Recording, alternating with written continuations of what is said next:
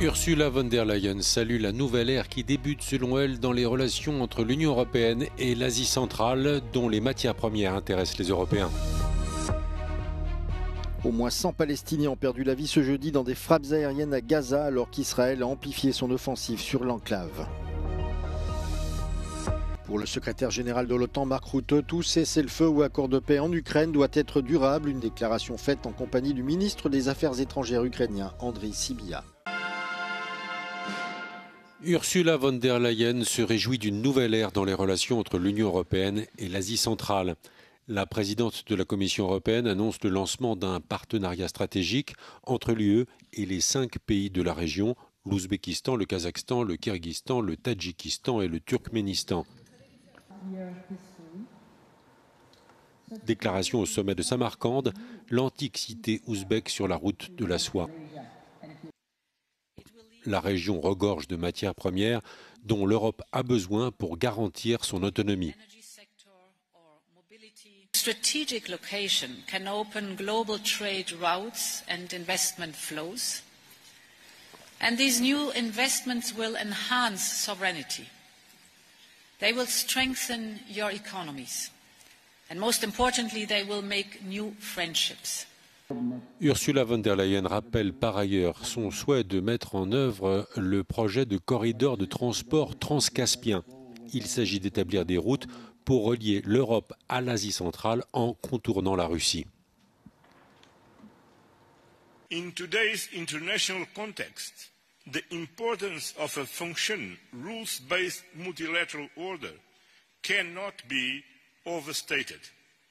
Our meeting today encourage even more European Union Central Asia cooperation in multilateral fora, reinforcing our shared commitment to a peaceful and prosperous global order.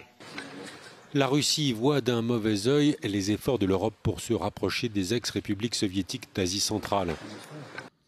Comme les Européens, Moscou et Pékin convoitent les richesses des sous-sols de la région. So you don't only have huge reserves of uranium, fourth largest reserves of gold in the world, but copper, various rare earths, which are all essential to digital growth, new economies, and it's here. De leur côté, les républiques d'Asie centrale espèrent obtenir des Européens certaines technologies de pointe que les Russes ou les Chinois ne peuvent fournir. Yoon Suk-yeol est officiellement destitué. La Cour constitutionnelle de Corée du Sud a pris sa décision à l'unanimité. L'ancien président est reconnu coupable d'avoir violé les principes fondamentaux de l'état de droit. En décembre dernier, Yoon Suk-yeol avait tenté d'imposer la loi martiale et donné l'ordre à l'armée d'encercler le Parlement. Des élus s'étaient barricadés pour voter l'abrogation de la loi martiale. Yoon Suk-yeol avait obtempéré en dénonçant une dictature parlementaire. 국민 주권주의 및 민주주의를 부정하고 병력을 투입시켜 중앙선관위를 압수수색하도록 하는 등 헌법이 정한 통치 구조를 무시하였으며 La crise politique polarise les Sud-Coréens depuis la tentative de coup de force de Yoon Suk-yeol.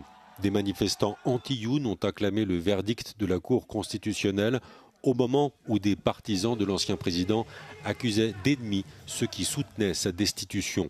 De son côté, Yoon Suk-yeol dit avoir le cœur brisé de ne pas avoir répondu aux attentes de ses concitoyens. Sa destitution ouvre la voie à une élection présidentielle anticipée. Le scrutin doit avoir lieu d'ici 60 jours.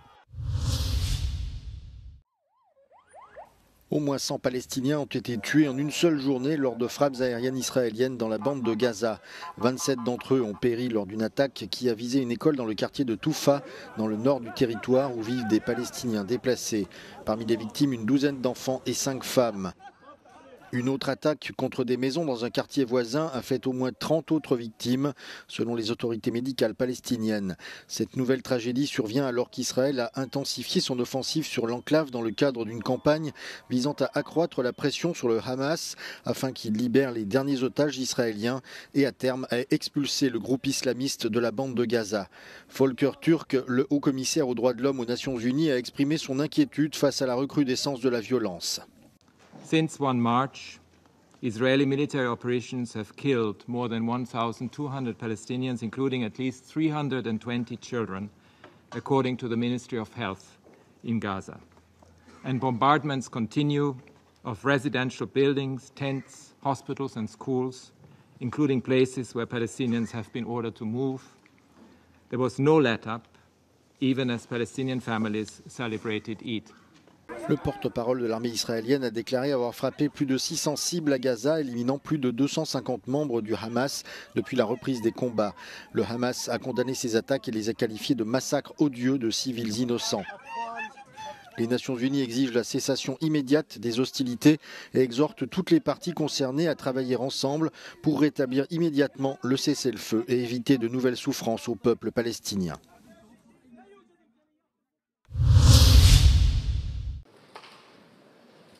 Benjamin Netanyahou a été reçu jeudi en grande pompe à Budapest par son homologue hongrois Viktor Orban, et ce en dépit du mandat d'arrêt à l'encontre du Premier ministre israélien.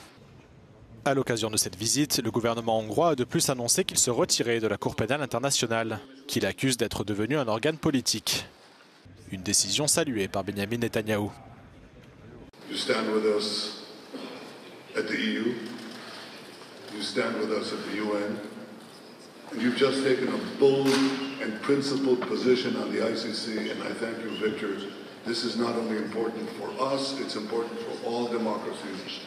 It's important to stand up to this corrupt organization.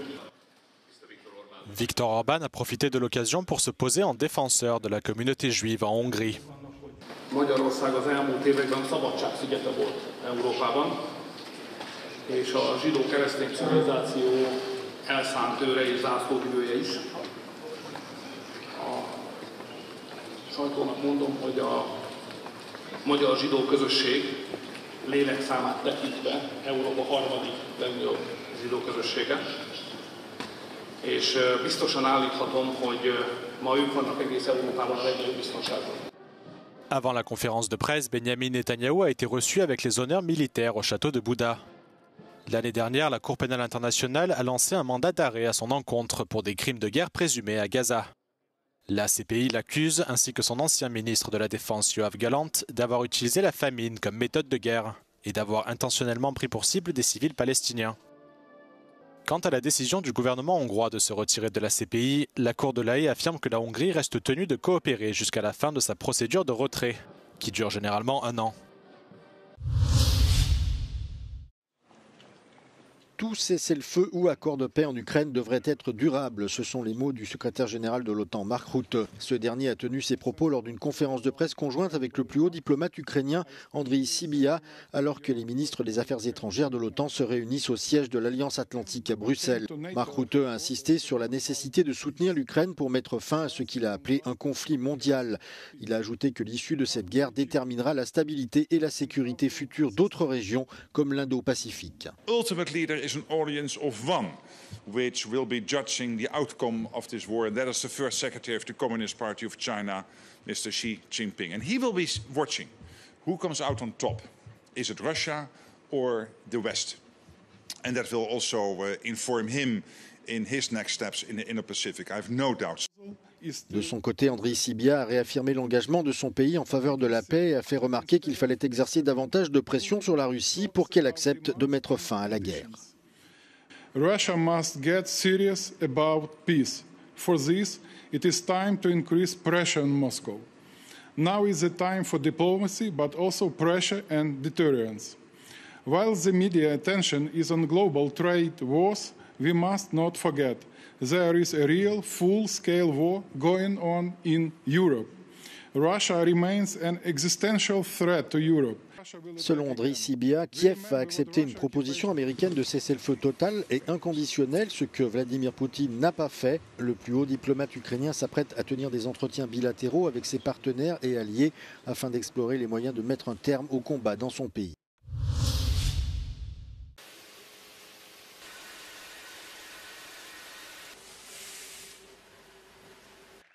Alors que Donald Trump vient de lancer une salve de mesures douanières sur la quasi-totalité des pays du monde, laissant présager de lourdes conséquences pour de nombreuses entreprises, l'industrie pharmaceutique est pour l'heure épargnée.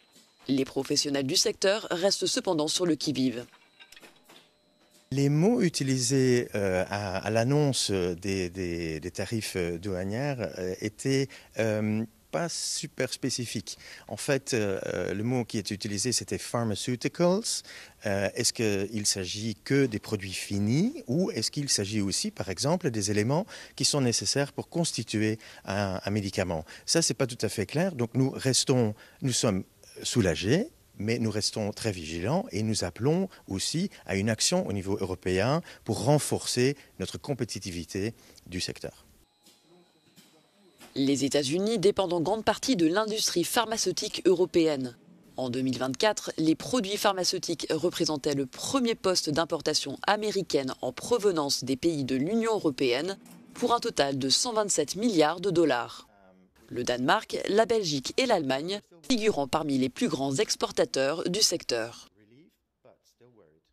Je pense que la plupart des grandes firmes fonctionnent à un niveau mondial. Ici en Belgique, nous avons beaucoup de présence de firmes américaines, mais aussi d'autres pays, et qui ne sont pas que concentrées en Belgique ou que concentrées aux États-Unis. Ce qui est important, c'est qu'au niveau Europe, nous faisons en sorte que notre compétitivité reste vraiment intacte.